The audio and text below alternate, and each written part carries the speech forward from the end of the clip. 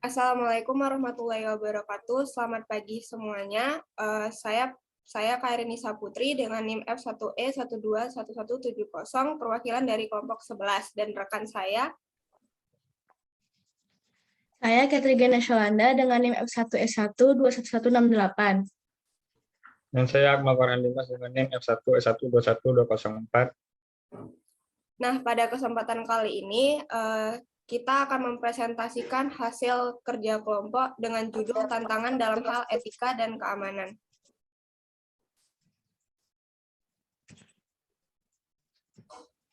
Etika teknologi informasi, keamanan bisnis atau etika dan sosial. Penggunaan teknologi informasi dalam bisnis memiliki dampak positif dan dampak negatif. Contohnya yaitu pada komputerisasi proses produksi dapat memiliki pengaruh negatif dari adanya peniadaan pekerja manusia, tetapi juga bisa memberikan hasil yang bermanfaat dari peningkatan kondisi kerja dan dapat memproduksi produk dengan kualitas yang lebih tinggi dengan biaya yang rendah. Kedua, yaitu ada tanggung jawab etika praktisi bisnis. Praktisi bisnis memiliki tanggung jawab untuk membuat keputusan mengenai berbagai aktivitas bisnis dan penggunaan teknologi informasi yang mungkin memiliki dimensi etika yang harus dipertimbangkan.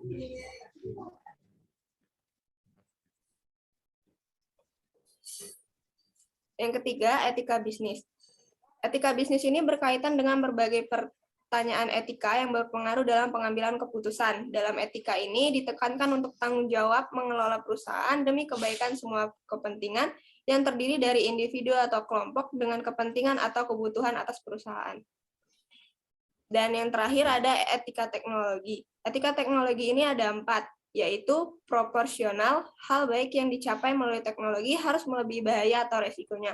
Yang kedua ada persetujuan berdasarkan informasi. Jadi mereka yang terkena dampak dari teknologi harus memahami dan menerima berbagai risikonya. Yang ketiga ada keadilan. Mereka yang mendapat manfaat maupun tidak harus menanggung bagian yang adil risikonya. Yang keempat ada minimalisasi risiko. Selanjutnya saya akan menjelaskan ancaman yang dihadapi perusahaan maupun perorangan. Yang pertama ada serangan virus komputer. Serangan ini menyebabkan banyak gangguan dalam bisnis. Contohnya yang dialami oleh F-Secure, Microsoft, GM, dan Verizon. Banyak perusahaan seperti Microsoft yang menempatkan prioritas tinggi untuk membuat produk keluar dengan cepat serta memperkayanya dengan berbagai fitur, bukan memfokuskan keamanannya. Akibatnya mereka akan mendapat serangan dari virus komputer. Yang kedua, ada kejahatan komputer. Kejahatan dunia maya adalah ancaman yang berkembang bagi masyarakat yang disebabkan oleh penjahat atau tindakan yang tidak bertanggung jawab dari para individual yang mengambil keuntungan dari penggunaan luas serta kerentanan komputer dan internet serta jaringan lainnya. Ancaman berikutnya adalah hacking. Hacking adalah penggunaan yang tidak sah dalam sistem jaringan komputer. Jadi seorang hacker dapat mengakses sistem komputer dan membaca beberapa file, tetapi tidak mencuri atau merusak apapun. Selanjutnya ada pencurian di dunia maya. Kejahatan ini adalah pekerjaan orang dalam yang melibatkan akses jaringan secara tidak sah, serta perubahan database komputer untuk penipuan, agar dapat menutupi jejak para karyawan yang terlibat. Yang kelima, ada penggunaan yang tidak sah di tempat kerja. Jadi para karyawan perusahaan akan melakukan kegiatan pribadi dengan menggunakan secara tidak sah internet di jaringan perusahaan. Yang keenam ada pembajakan software. Pembajakan software ini disebut ilegal karena software memiliki hak cipta intelektual yang dilindungi oleh hukum hak cipta dan kesepakatan lisensi untuk pemakai.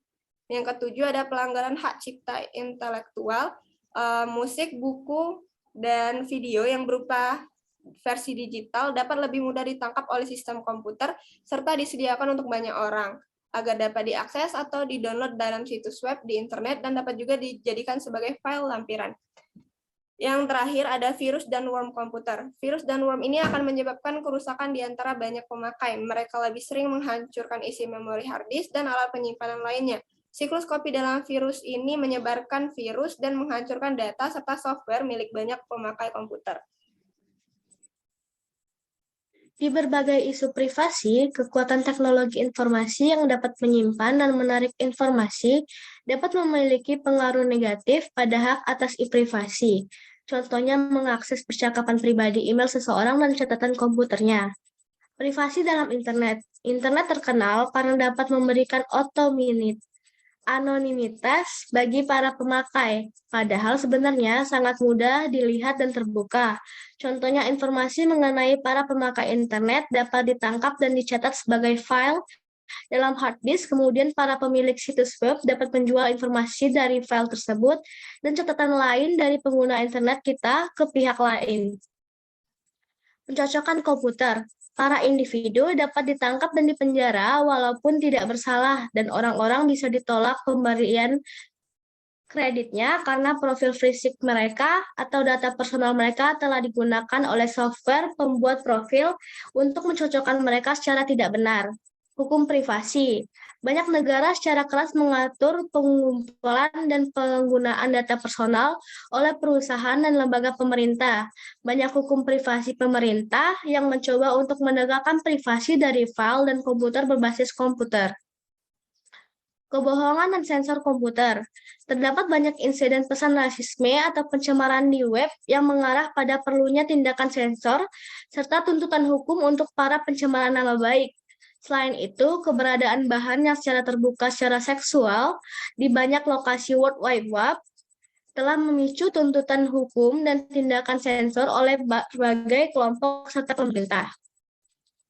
Di dalam berbagai tantangan pemberian kesempatan kerja, penggunaan teknologi informasi telah menciptakan berbagai pekerjaan baru dan meningkatkan produktivitas serta menyebabkan pengurangan yang signifikan atas beberapa jenis peluang kerja. Lalu, isu etika yang paling meledak berkaitan dengan privasi di tempat kerja dan kualitas kondisi kerja dalam bisnis adalah pemonitoran komputer. Artinya, komputer digunakan untuk memonitor aktivitas dan perilaku dari jutaan karyawan ketika mereka bekerja. Ini sungguh tidak etis karena memonitor setiap individu bukan hanya pekerjaan yang serta dilakukan secara terus-menerus, sehingga melanggar privasi kerja dan kebebasan pribadi. Di berbagai tantangan dalam kerjaan, berbagai tugas monoton atau yang tidak diinginkan dalam kantor yang dahulunya harus dilakukan oleh orang-orang. Akibatnya akan ada isu individualitas. Orang-orang berpendapat bahwa sistem yang berbasis komputer merupakan sistem yang dingin dan tidak memanusiakan serta mempersonalisasikan berbagai aktivitas yang telah dikomputerisasi. Di dalam berbagai isu kesehatan, penggunaan yang intensif atas komputer dilaporkan banyak menyebabkan masalah kesehatan seperti stres, kerusakan otot leher, kelelahan mata, dan lain-lain yang disebabkan oleh komputer. Namun ternyata ada solusinya, yaitu menghilangkan dengan cara ilmu ergonomik atau rekayasa faktor manusia. Tujuannya untuk mendesain lingkungan kerja yang sehat, aman, nyaman, dan menyenangkan. Di berbagai solusi sosial, teknologi informasi menyelesaikan berbagai masalah manusia dan sosial melalui solusi sosial seperti diagnosis medis, perintah yang dibantu oleh komputer, perencanaan program pemerintah, pengendalian kualitas lingkungan, serta penegakan hukum. Manajemen keamanan teknologi informasi. Tujuan dari ini adalah untuk akurasi, integritas, dan keamanan proses serta sumber daya semua sistem informasi. Jadi, manajemen keamanan yang efektif dapat meminimalkan kesalahan, penipuan, dan kerugian di dalam sistem informasi. Berikut cara penting untuk melindungi data dan sumber daya jaringan komputer. Yang pertama adalah enkripsi. Enkripsi melibatkan penggunaan algoritma matematika khusus untuk mengubah data digital ke dalam kode acak. Metode ini paling banyak digunakan adalah kunci publik dan pribadi yang berbeda untuk setiap orang. Yang kedua adalah firewall. Berfungsi sebagai penjaga gerbang, sistem yang melindungi intranet perusahaan dan jaringan lain perusahaan dari penerobosan. Dengan menyediakan jaringan lainnya, firewall menyaring semua lalu lintas jaringan untuk password yang tepat atau kode keamanan lain untuk masuk serta keluar dari jaringan. Pertahanan dari serangan pengingkaran layanan. Serangan besar atas e-commerce dan situs web menunjukkan bahwa internet sangat rentan dari hacker dan serangan pengingkaran layanan yang terdistribusi. Adapun mempertahankan diri dari serangan tersebut, yaitu menegakkan kebijakan keamanan, monitor dan blokir peningkatan lalu lintas, saring alamat IP palsu, dan koordinasikan keamanan dengan penyediaan jaringan. Yang kedua, pemonitoran email. Email merupakan salah satu tempat favorit untuk para hacker agar dapat menyebarkan virus komputer dan menerobos masuk ke dalam jaringan komputer. Email juga merupakan medan tempur untuk berbagai usaha oleh para perusahaan untuk menegakkan kebijakan atau pesan ilegal personal atau yang merusak oleh para karyawan, serta atas kebijakan tuntutan dari berbagai karyawan oleh pihak lainnya yang melibatkan kebijakan semacam itu. Alat keamanan lainnya. 1. Kode keamanan. Di dalam kode keamanan biasanya sistem password bertingkat digunakan untuk manajemen keamanan. Akan tetapi, untuk keamanan yang lebih keras, password dapat diacak atau dienkripsi guna untuk menghindari pencurian atau penyalahgunaan. Pembuatan cadangan file. Pembuatan cadangan file atau backup file menduplikasi berbagai file data atau program. 3. Pemonitor keamanan. Pemonitor keamanan sistem adalah program yang memonitor penggunaan sistem komputer dan jaringan serta melindungi mereka dari penggunaan tidak sah, penipuan, dan kehancuran. Selain itu, program keamanan memonitor penggunaan jaringan komputer dan mengumpulkan statistik dari usaha apapun penyalahgunaan jaringan komputer.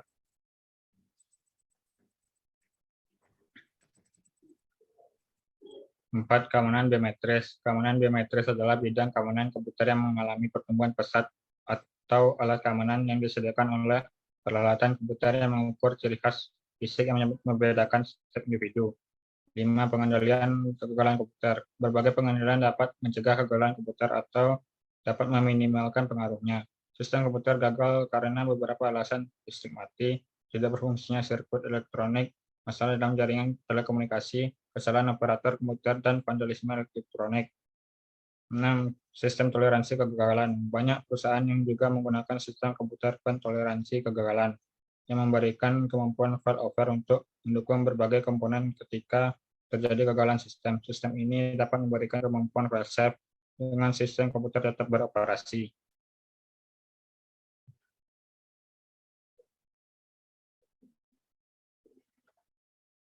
Tujuh, visa internasional sistem pentoleransi kegagalan. Tidak ada yang disebut keandalan 99,9% seharusnya 100%, kata Richard E. Knight, Wakil Direktur Utama Senior untuk Operasi di Inovan INC, anak perusahaan visa internasional yang menjalankan pusat datanya. 8. Pemulihan dari bencana. Bencana alam dan buatan manusia dapat terjadi. Kesepakatan dengan berbagai perusahaan lainnya untuk penggunaan fasilitas alternatif sebagai lokasi pemulihan dari bencana dan penyimpanan di luar faktor dari database organisasi juga merupakan bagian dari usaha pemulihan dari bencana yang efektif. Pengendalian dan audit sistem. Dua persyaratan akhir manajemen keamanan yang perlu disebutkan adalah pengembangan pengendalian sistem informasi dan penyelesaian audit sistem bisnis. 1. Pengendalian sistem informasi. Pengendalian sistem informasi adalah metode dan alat yang berusaha untuk memastikan operasi, validitas, dan kebenaran sekuritas untuk informasi. Pengendalian sistem informasi harus dikembangkan untuk memastikan entry data, teknik pemrosesan, serta output informasi yang tepat. Contohnya, pengendalian sistem informasi dibutuhkan untuk memastikan entry data yang tepat ke dalam sistem bisnis yang hingga dapat menghindari sindrom sampah masuk, sampah keluar.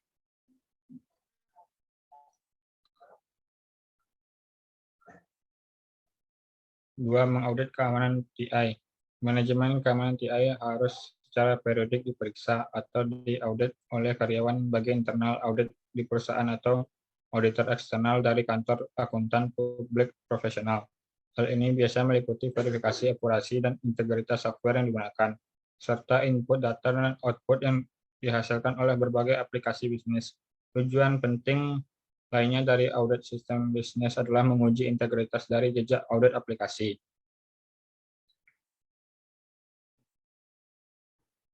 Baik, sekian presentasi dari kelompok 11. Apabila ada salah kata mohon maaf dan semoga bahan presentasi ini menjadi ilmu yang bermanfaat bagi yang menonton. Sekian, terima kasih. Wassalamualaikum warahmatullahi wabarakatuh.